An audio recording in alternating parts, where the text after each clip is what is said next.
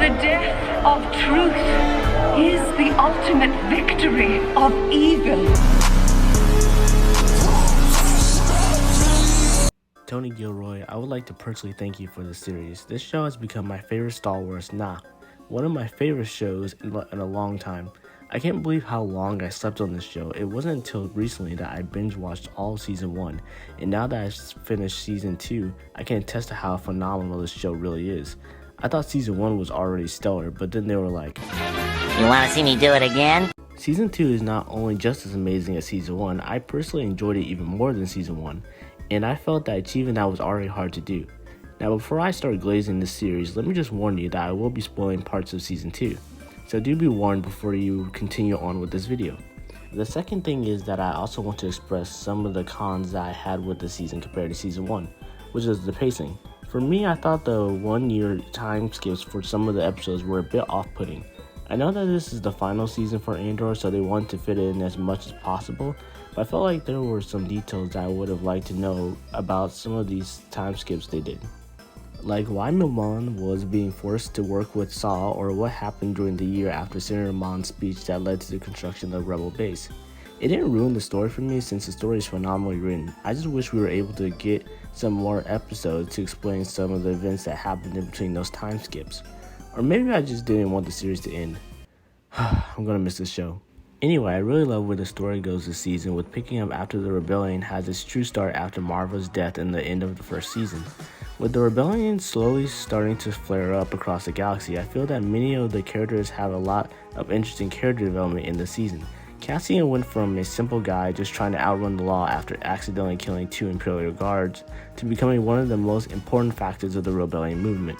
I also love how this season explores Cassian's struggle to be fully committed to the cause of the rebellion. He clearly is a character who hates the Empire for good reason, but he also has a goal that he had in season 1, which was to live a peaceful life without dealing with the constant stress of the Empire.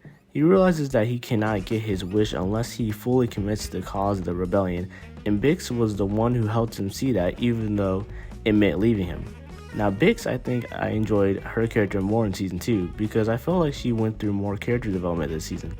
We started this season with her being understandably shaken up after being tortured by Imperial guards in the previous season, and we followed her journey navigating through that.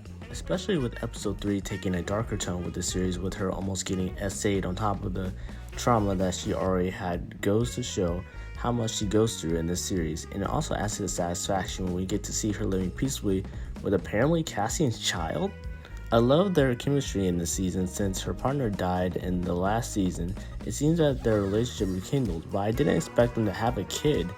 That was wild to me. I wonder what role the kid could have in a future series or movie. Another character that I think had a big upgrade this season was Cyril. I'm gonna be honest, I didn't really care for Cyril's character in season 1. I get that Cyril is supposed to be a glimpse of what it would be like to be just a simple citizen who works for the Empire and is dedicated to doing so, but I always just saw him as just this pain in the ass for Andor the entirety for season 1.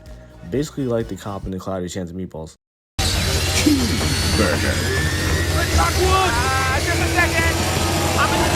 But this season I feel we actually got to learn a lot about his characters.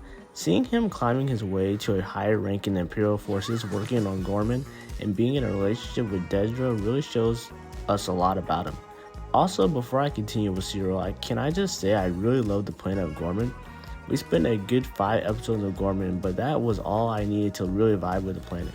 The buildings, the people, the Gore language. I also love the city council scene that Cyril sits in on, and it really gives an idea of what the Gorman people view of the Empire is. On a side note, the other scene where Cassian is staying at the hotel and the hotel staff member gives him some insight on the previous massacre that happened on Gorman that led to the creation of the memorial statue in the center of the city was also a nice touch that I loved, that really added to the planet of Gorman. And also, am I crazy, or is Gorman like super French coded? I don't know if it was how the architecture of the planet looked, the cafes and fashion shops, or maybe it was the Gore language that did it for me. I was listening to the Gore dialogue and it reminded me so much of French. Between this series and Claire Expedition 33, I'm having a French awakening. I kinda want to start learning French again. Sorry for the tangent. Anyway, I feel like we truly got to see where Cyril lies with his loyalty with the Empire when we witnessed the massacre of the Gorman people during the protests. Cyril seeing all those people being massacred around him really shook his beliefs, and it was a very fascinating scene to watch. I never thought I would see a scene of Cyril doubting his love for the Empire, but this scene made me realize that Cyril was just now seeing how he was simply just a pawn for the Empire and nothing else. He was a witness to how his work on Gorman was being used to further push the fascist agenda of the Empire, and only then did he see the results of his actions. I was hoping that maybe he would switch sides and maybe join the rebellion, but that dream was immediately squashed when he tried killing Andor but instead just got himself killed. Dedra character-wise, I feel was pretty much the same as last season as she was in this season. The only difference was that we got to actually see her show some emotion in season 2. I believe that this was thanks to her having a relationship with Cyril. Another reason why I liked Cyril much more this season is that he also gave us a more human side to Dedra. It was interesting to see a side of Dedra that would care and love to someone, even if it was in a deadpan tone. It shows that she is able of caring for someone despite the horrible things she has done. However, she will never let that love get in the way of her ultimate mission of serving the Empire. Dedra is definitely a representative to someone who's fully committed to the Empire. Unlike Cyril, she knows what she is being used for, and she doesn't allow her morals to stop her from completing the task that the Empire has given her. Her unrelenting will to fulfill the desires of the Empire ultimately loses her Cyril as a partner and even ends up with her in a jail cell at the end of the season. I also like how this show gives bad endings to the two characters that aid in the enforcement of fascism across the galaxy. It's interesting to see how their story is kinda a moral lesson in a sense that siding with the Empire does not work out well for you in both ways. Once the Empire doesn't see you fit for their cause anymore, you will most likely end up dead like Cyril or in a jail cell like Dedra. Senator Amon, I feel, was also an exceptional character in both Season 1 and 2, but some of my favorite episodes this season come from episodes that involve her in the story. Senator Amon is also such a great touch to this series because she gives us a nice look into what the Imperial Council is like, what the political landscape is like in the Star Wars universe with the Empire having so much power, and more importantly, what it is like to try to fight the Empire on the inside without tipping off any other senators. Senator Amon has always struck me as a character that very much disagrees with what the Empire is doing, and she tries what she can to help with the rebellion, but she seems hesitant to make the full leap into the rebellion. I don't think she realized what it would truly take to support a cause such as the rebellion, and how not everything that they do to destroy the Empire can be solved diplomatically or legally. The one scene that I love with Senator Amon, and no, it isn't the wedding scene, although I have to admit the song is a banger,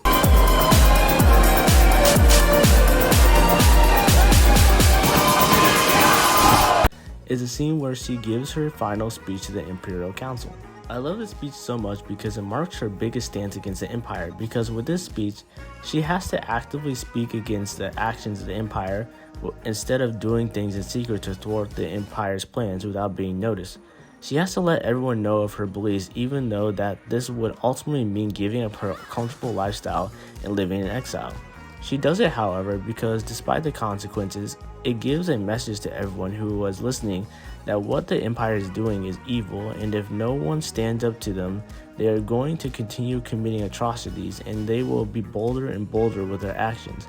It was a phenomenal speech, and it was such a cool way to have her make her official debut into the rebel cause. Now finally we have Luthen. Actually, you know what? Luthen and Cleo, because I feel that Cleo was also heavily benefited from the season since we got some backstory on Cleo. For Luthen first, I always liked his character, and I feel he is one of the most complex characters of the show.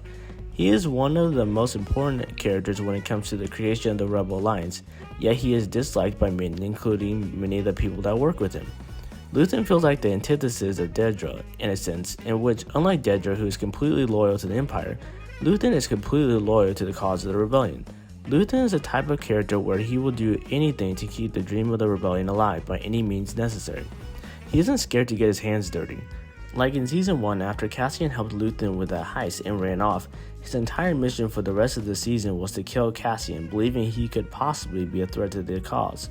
He didn't have any proof that Cassian was in alliance with the Empire, but yet he was willing to go to such drastic measures to make sure that didn't happen, so for him, killing Cassian was the safest move. Other instances can also include him not really caring about the fate of Gorman. As long as it benefited the rebellion, he didn't care if the planet decided to join their cause or the Empire burned the planet up in flames. If it benefited the cause, then the goal was completed. This seems like the reason why many of his allies are very antagonistic towards him, including Andor himself, because of what seems like a complete lack of empathy. He doesn't lack empathy, however, though, because if that was true, he wouldn't have helped and raised Cleo. Cleo in Season 1 didn't really stand out to me too much, mainly due to the fact that I just saw her as Luthen's assistant. I didn't really know their relationship, but I don't think you were really meant to in Season 1, and I was fine with that, so I didn't question it. Season 2, however, gives us an episode of her backstory, and it added so much to her character. It was nice to see how Luthen found her and adopted her, because it showed us what type of background she came from, and also how Luthen taught her his morals. It explains a lot of her actions and how close she was to Luthen. It was especially heartbreaking how to see her have to unplug her father in order to save him from Imperial imprisonment for the rest of his life. So I could go on for so long about this show because it's just that good. It has to be my favorite Star Wars property that Disney has made, even over Mandalorian, believe it or not. I loved The Mandalorian when it came out. No, we don't talk about Season 3. And 2 to 3 years ago, if you asked me what my favorite Star Wars show was, I would easily have said Mandalorian, but now I'm happy to say that it is Andor. Thankfully, although the series is officially over, Andor's story isn't, because Tony Gilroy announced that Andor will be getting a sequel movie, which I'm excited for. This series will always have a special place in my heart, and I had so much fun watching it. If you stayed this long, thank you so much for watching. I would love to hear your thoughts on this season. Did you enjoy it? Anyway, goodbye.